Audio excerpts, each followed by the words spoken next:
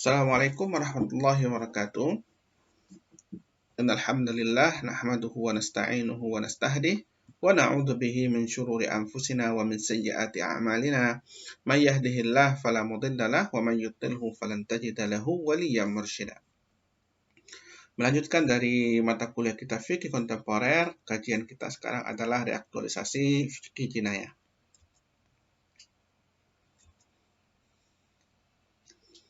Nah, pembahasan kita berkaitan dengan fikih jinayah ini dalam fikih kontemporer.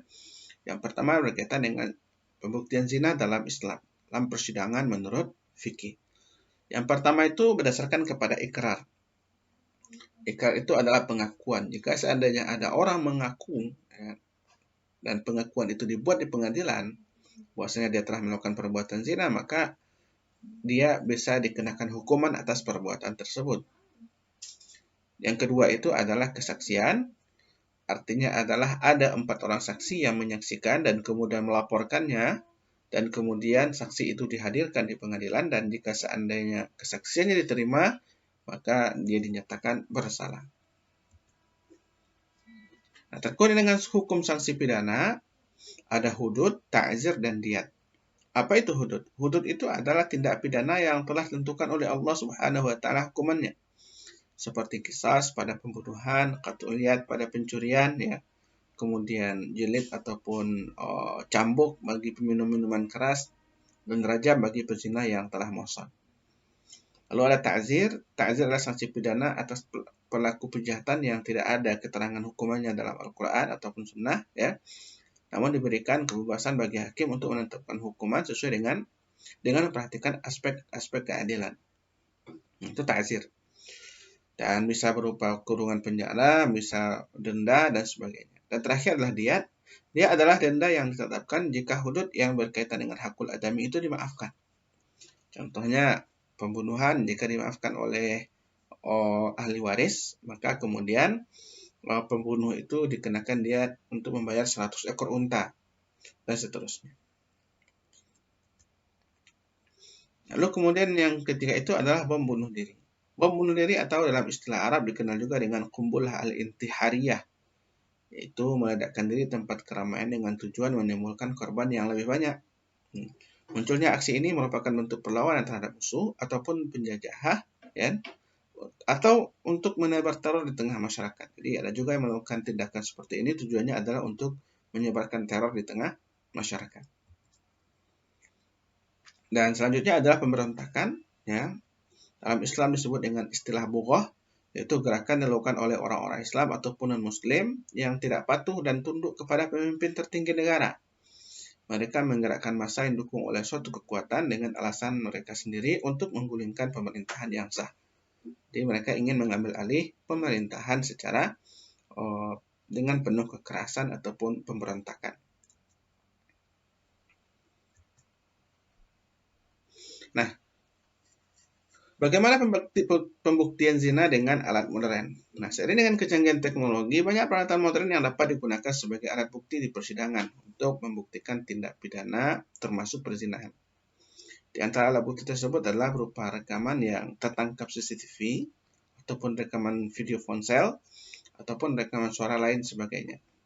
Nah, untuk menguji kebenaran dan keautentikan alat bukti tersebut dilakukan oleh para pakar telematika, yaitu mereka yang memiliki keahlian khusus untuk memeriksa kebenaran dari alat bukti yang bersifat atau berbentuk digital. Nah, dalam fikih, pengguna alat bukti digital masih bersifat sekunder, tidak primer. Artinya alat bukti tersebut masih bersifat pendukung, bukan pokok. Sehingga mendatangkan saksi untuk kasus perzinahan adalah yang utama. Sehingga rekaman CCTV ataupun jenisnya hanya sebagai bukti pendukung. Nah, jadi tidak bisa dijadikan rekaman ataupun CCTV itu sebagai bukti ataupun alat bukti pokok, ya, dalam persidangan, karena mesti menghadirkan 4 orang saksi. Baru kemudian kesaksian itu diterima dalam persidangan. Kemudian saksi penjara, ya. Jadi kalau kita lihat di negara kita di Indonesia, ya, ataupun di berbagai negara Muslim, tindakan pidana itu itu diberikan hukuman berupa kurungan penjara. Nah, jadi kalau kita lihat pada prinsipnya, setiap hukuman atas dasar tindakan pidana yang ditetapkan dalam Islam bertujuan untuk memberikan efek jera bagi pelakunya dan pelajaran bagi masyarakat. Jadi, kalau pembunuh itu dibunuh, maka akan memberikan efek jera atau memberikan pelajaran bagi masyarakat agar tidak melakukan hal yang sama. Pencuri itu dipotong tangannya, itu akan memberikan efek jera bagi pelakunya. Nah, jika pelaku pidana tidak mendapatkan hukuman yang memberikan efek jera, maka mereka akan leluasa untuk melakukan tindakan kriminal selanjutnya. Ya, jadi makanya sering kita lihat, pencuri masuk penjara, keluar penjara mereka lebih ahli lagi untuk mencuri. Jadi seperti itu. Di samping itu, hukuman yang ditetapkan dalam Islam syarat dengan nilai keadilan, sehingga pelaku kriminal akan mendapatkan hukuman yang sesuai dengan perbuatannya. Jadi kalau pembunuh itu dibunuh, itu ada keadilan. Kalau tidak, maka akan menimbulkan permasalahan yang lebih besar, ataupun kemudian bisa saja kemudian ada dendam antar keluarga, sehingga kemudian terjadilah pertumpahan darah yang lebih banyak. Nah, jadi sedangkan penjara hanya digunakan untuk hukuman yang bersifat ta'zir dalam Islam ya. Nah, ta'zir itu adalah hukuman tindak pidana yang nilainya kecil ya, tidak menimbulkan efek yang luar biasa atau efek yang besar. Maka jadi hukuman penjara ini tidak akan mampu menggantikan hukuman yang lain. Jadi misalnya pembunuh itu dihukum penjara 15 tahun dan maksimal seumur hidup misalnya gitu ya. Itu tidak akan memberikan efek jera bagi orang lain sehingga kemudian seringlah terjadi tindak pembunuhan. Tapi coba kalau seandainya pembunuh itu dibunuh, maka makin banyak orang yang akan berpikir untuk melakukan tindakan tersebut. Lalu kemudian pembunuh diri dalam Islam. Jadi dalam Islam pada prinsipnya Allah melarang kita untuk membunuh diri kita masing-masing. Ya, wala taqtulu anfusakum innallaha kana bikum rahima. Janganlah kamu bunuh dirimu, sungguhnya Allah Maha Penyayang kepada dirimu. Dan begitu juga kita tidak boleh membunuh orang lain. Man qatala nafsan bighairi nafsin aw fasadan fil ardi faka'annama qatala an-nasa jami'an.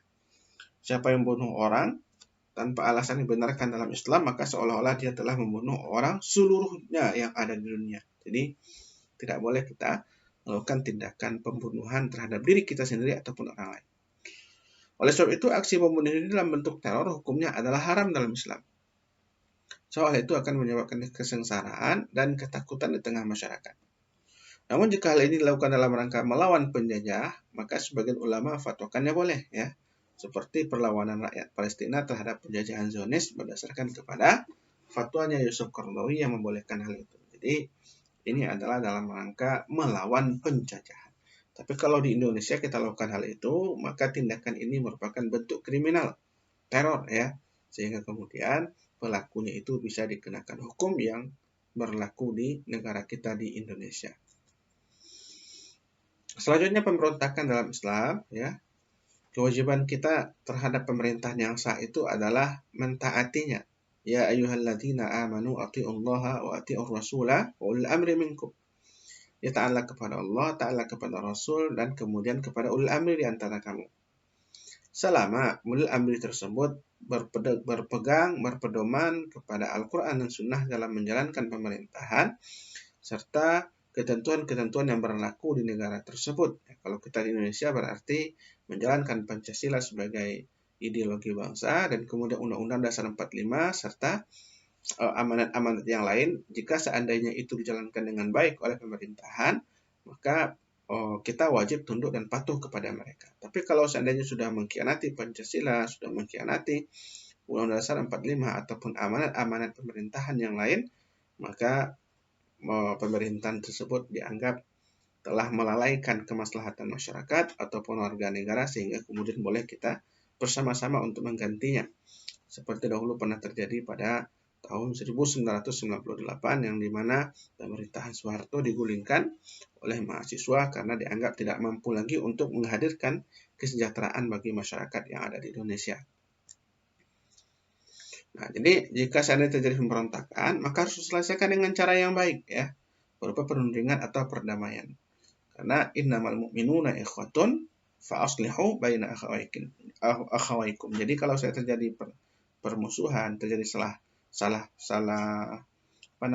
paham ya, maka kemudian damaikan dengan cara yang baik ya, arbitrase itu dengan menghubungkan atau dengan mempertemukan pihak yang bersengketa atau yang berbeda pendapat, berbeda paham, tujuannya adalah untuk mendapatkan persamaan persepsi ataupun perundingan untuk perdamaian.